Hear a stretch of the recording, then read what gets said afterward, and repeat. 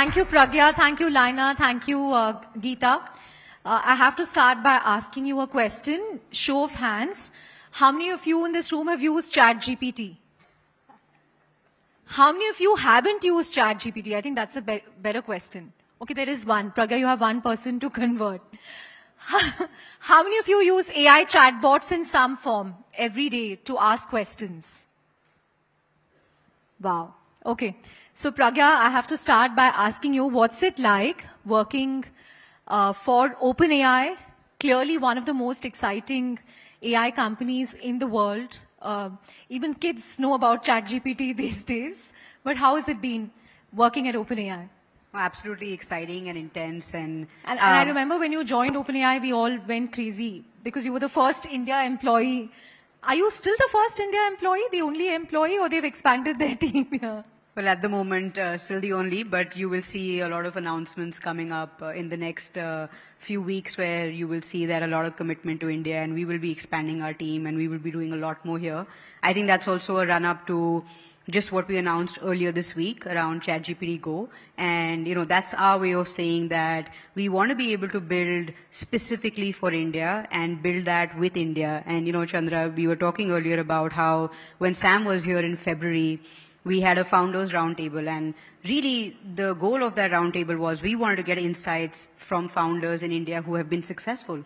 And they shared so many more insights. And one of the main thing that they emphasized on was that the pricing of our subscription models was really high. And then what can we really do to make sure that intelligence is democratized and that rate limits are much higher even for the average user. And not to say today, we still continue in the free version of our app to provide you frontier technology. So that's already there.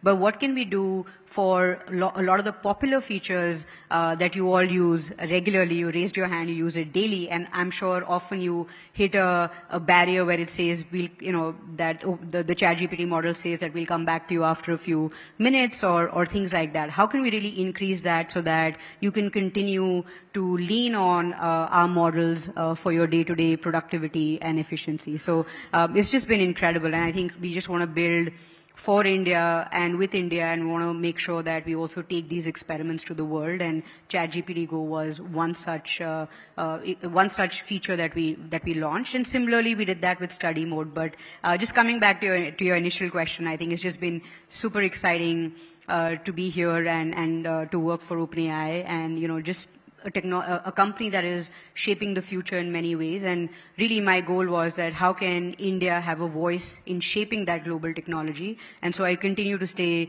motivated and committed to making sure that more of features like ChatGPT Go, study mode, which are inspired by India, also then get released globally. And not only do we benefit as users here in India, but we are also able to really scale that out globally. Right. Before I take it to Laina and Geeta, I want to ask you, India is, clearly going to be your biggest, it's already among your fastest growing markets. It is likely to be your biggest user base going forward. Any statistics on male users versus female internet users when it comes to ChatGPT? What trends are you seeing? Well, I don't have specific stats to share, but I can share an anecdote with you, right? We have a lot of farming communities who are now using our OpenAI models to triage information around what crops to grow, what is it that they need to do if there's a pest, what fertilizers should they be using, also which mandi to take their crop to. So our models are basically collating a lot of this information live, and because of that, we've seen farmer income grow by 35%.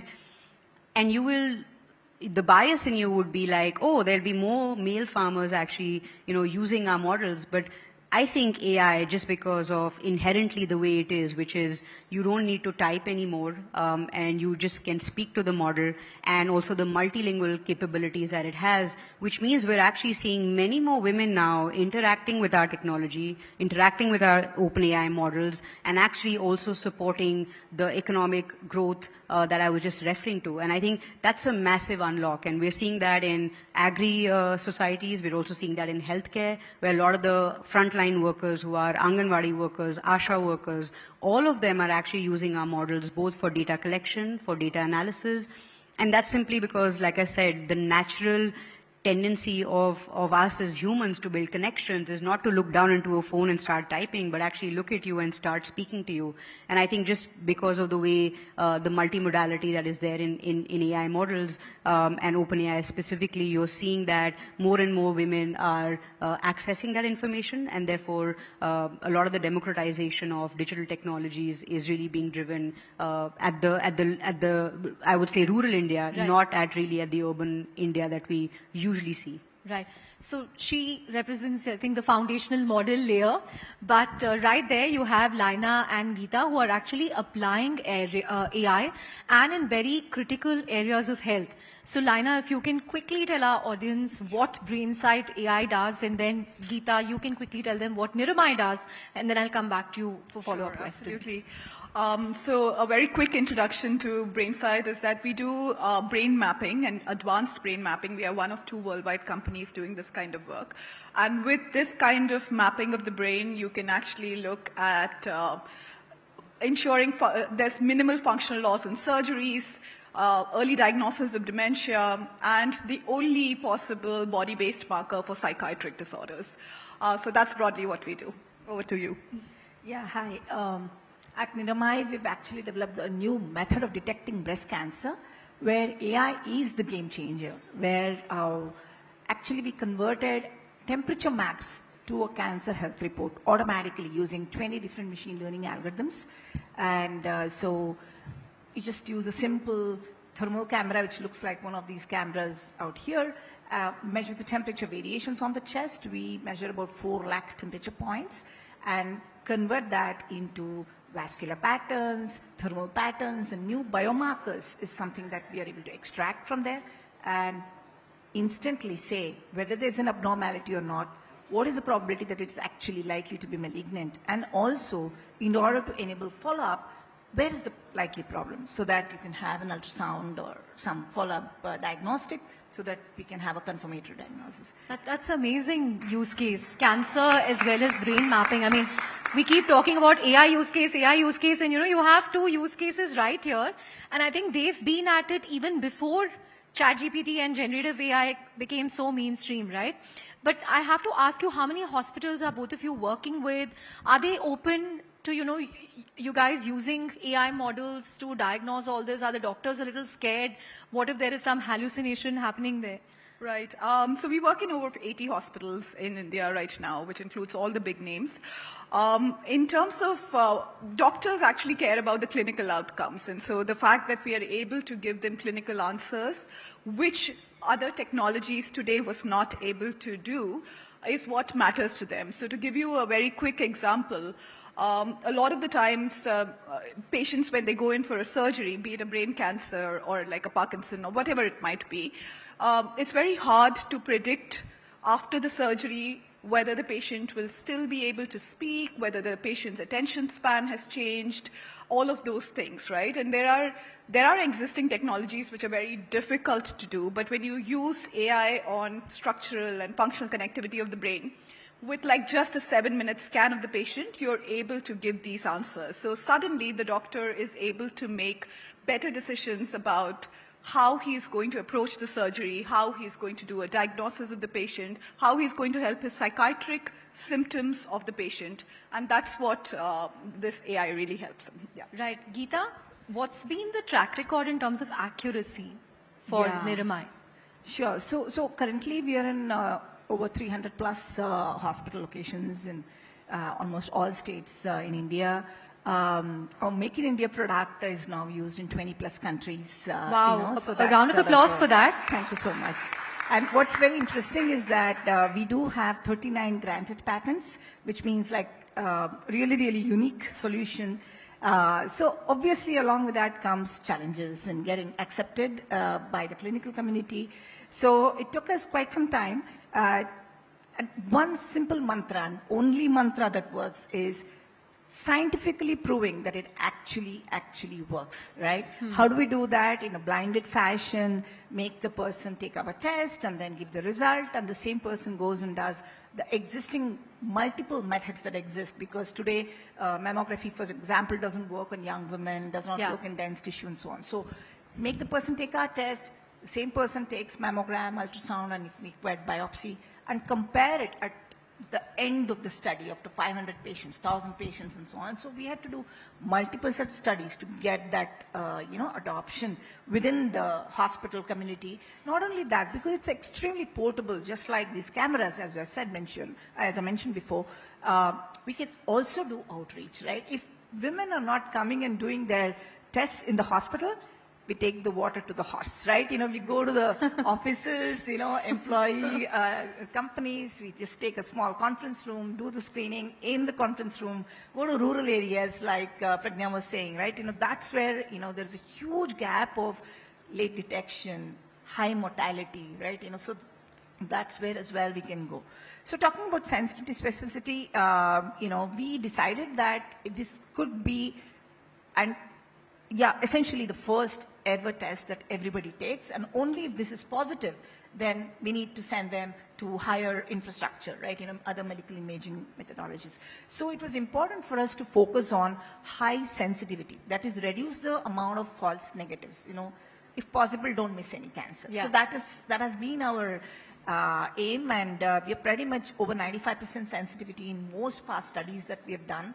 So what we call as highest negative predictive value. When we say no, it's a no. When we say yes, that means please go and do some more tests, So it's not necessarily always cancer. So yeah, we've had excellent results so far. Right. Pragya, while introducing the session, my colleague Riha said, male-dominated world of AI. Is it male-dominated? I would say yes, very much at the top for sure. But I think it's changing very, very fast. If I look at the OpenAI leadership now, we have Sarah Fryer, who's our CFO, and she's really driving everything around whatever you see coming out in terms of the growth that we've been able to have or the valuations that we've been able to get at OpenAI. And then we also just got on Fiji Simon, and she's just like an incredible leader. And, she's again going to be joining us in a very, very important and critical role in driving a lot of the applications that you'll see coming out of OpenAI. So I think the landscape is shifting, but it's going to take time for sure. I think specifically in India, you already have a kind of a representation here, and I'm also seeing, other companies and other developer ecosystems now evolving within India. We have 15 million developers here, the largest in the world. And so there as well, in my interactions in the last 15, 18 months while I've been in this role, I have seen that the mix is kind of shifting. More women coming yes, in the many more, AI workforce. Absolutely. And also, I think many more women now becoming, what we are thinking about, which is I think, the right vision for us, which is, how can more and more young Indians become, a single person startup which is valued at $1 billion. And I think for that, you can really see, it doesn't matter whether you're what gender you're of, right? I think you just need to be really smart, and you need to be extremely, have a hustle-like culture and make sure that you're able to uniquely solve a problem which is near you. And I think, therefore, I'm seeing a lot of the shifts in the ecosystem happening towards many more women just joining in and actually building those solutions. Right. Laina, Geeta, from the time you all started, are you seeing more women entrepreneurs in AI? And how hard is it to get funding for women entrepreneurs in AI? It's certainly hard. I mean, I had to talk to 350 investors before I 350? got my first investment. Wait, what, 350? Yes, indeed. But that's also because we are a very, very new medical device across the world. As I said, we are one of two worldwide. So it took a lot of helping them understand what we did. And the brain is certainly one of the hardest organs You to should have understand. mapped their brains. Yeah, I sure would have loved to. But so in terms of funding that, but I think we just closed a $5 million round in December. So I think it's getting easier as you have more validation. So that's a good thing. In terms of women entrepreneurs, we are actually seeing a lot of women entrepreneurs in the biotech space. In fact, my team, which is 46 people, is has a 50% men and women, all leading, like the neuroscientists, the computational neuroscientists, the computer engineers. All of them are women, and they're kick-ass women who are able to hold teams so well. So I have always believed that women are really, really good at technology. I've grown up around engineers, I've grown up around doctors and all the smartest people in the room. So I do believe that India has great female tech talent. And now they are transitioning into like entrepreneurship. Yes. Geeta? Yeah, I think definitely, as Laina mentioned, in life sciences, we are seeing many more women founders. And you also I have feel- role models there like Kiran Mazumdar, Shaw of Yeah, Biocon. absolutely, Yeah. absolutely. In fact, she's the one who said, like, you have so much passion to solve this problem, you should quit your job and do it. Like, so she's still my role model / mentor as well. So, yes, and I think it's also about women feel for the problem. You know, the passion to solve that problem is very, very important because there could be a lot of hardships, especially in life sciences. You know, it's you know, to serve patients, you need more patience. Right? That's So a good line. it takes time to sort of, you know, get to the milestones and so on. So to stay put and, you know, go along, hearing to your heart's voice and so on and so forth, I think we see more women standing up and then staying along, persistent with that. Yeah. Yeah, also I think just to add to that, right, I mean, as intelligence and in many ways skills are more and more getting commoditized, you know, Chandra, I think that women are far better placed to solve problems using this intelligence that we have available, whether that's the OpenAI frontier models or any other AI model. I think now that you have PhD level intelligence, I don't think you no longer need to go out and build large teams. And I think therefore women with our empathy, with our, you know, inherent strong intuition on just knowing which direction to take, how to solve those problems and building human connections, I think those are going to be the superpowers that are really going to help women be far more successful in the coming years where, like I said, intelligence is not going to be just concentrated for a very few people on the top, but you're going to be able to have intelligence available to you at your fingertips. And so then just who you are, your values, and the inherent intuition that you have is really going to be the game changer and also the differentiator in whether you're successful or not. Right. We have 3 minutes to go, so I'm going to ask each of you, because, you know, every day we wake up, some new advancement has happened in AI. People tell us you're going to lose your job, you know, you don't have to work in 5 years. I don't know what we're going to do. But to everyone in this room, how does one keep up with AI? One mantra, if each of you can share. How do you take on AI and not fear it? So I think absolutely, like every day there is so much changing, right? You know, I would just say... And we have to thank Pragya's company for that. yeah, especially keeping up with what OpenAI itself doing is itself a major thing. So I think being on the right forums, like, you know, there are several LinkedIn, you know, people who are key influencers who are posting. So it's important to be sort of listening in, following the right, you know, frontiers, key speakers, key influencers, key companies that are moving forward. So I think that's one. And from a science perspective, you know, we do have journal clubs, you know, like any research group should have. AI is research in some sense. So we do have weekly journal clubs. Any new intern joins in, any engineer joins in, they have to present one latest paper, you know, once a week, you know, Wow. whoever can join in can join in. So both the science aspect as well as what's happening in the application domain is these are the two main things that I think I Lana?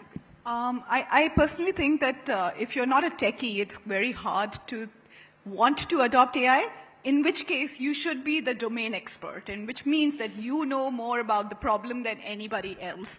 Because the AI experts need the domain experts to actually create solutions. And to me, that is the way to think about it. And if you like AI, if you like tech, if you like reading papers, then please go for it. As Dr. Geeta said, you should be reading all those papers regularly to be able to keep up with the field. Pragya? Yeah, and you can put all those papers on ChatGPT and give you a good snapshot of what you need to do. I think... Never miss a chance to push ChatGPT. But No, I think fundamentally I would say, you know, just get familiar with the technology. You know, I think just so much is being spoken about AI, and I often talk to people, and there seems to be this really high barrier that people have to use these models. And I can tell you it's actually far more simpler than any other technology that we have come out with. And so I would say just really interact with the models, use them in your daily life. Make sure what is the value that they are particularly adding to you in your daily lives, whether you're an entrepreneur, a professional or a homemaker or a startup entrepreneur or a non-profit runner. It doesn't matter who you are. I think if you if you continue to use the tools, familiarize yourself, you're going to be able to actually move with the world a lot more. Right. Because adapting is really the key skill you need today. And if you don't know where the wave is going, you're not going to be able to really move with the world. And so I would say just use the tools no matter where you are, familiarize yourself with it. And yeah, of course, I think reading, and there are enough forums, but just what does that technology mean for you in your Use daily it life? and become familiar. Yeah, for sure. I think that's really going to be 100% the game changer. Right. We're out of time, but just very quickly, one rapid fire. What was the last question you asked an AI chatbot? Geeta. I stopped doing Google. Huh? Sorry? I stopped doing Googling. Okay. Anything that I want is just, the last one is my daughter is just going to finish, she did the exam, so I said, which is the best college for the PG in medical. That's it. But every day starts with ChatGPT. I have a browser called ChatGPT, browser window called ChatGPT. Laina? How do you keep a healthy lifestyle when you're traveling so much? That was my last question. So, Pragya? Yeah, I think, often I talk, you said jobs are going to get lost, people are going to have a lot of time. I think in a world of abundance, what is the role of human beings in that abundance world? And so if you're not working, what is really the true purpose of human life is something which I often think about. And so my meditation practice, of course, helps me, but I often brainstorm and ideate with our OpenAI models, which are improvingly getting better. Right. On that note, I hope you enjoyed the session we put together on women in AI. A huge round of applause for the trailblazers on stage. Thank you. Thank you so much.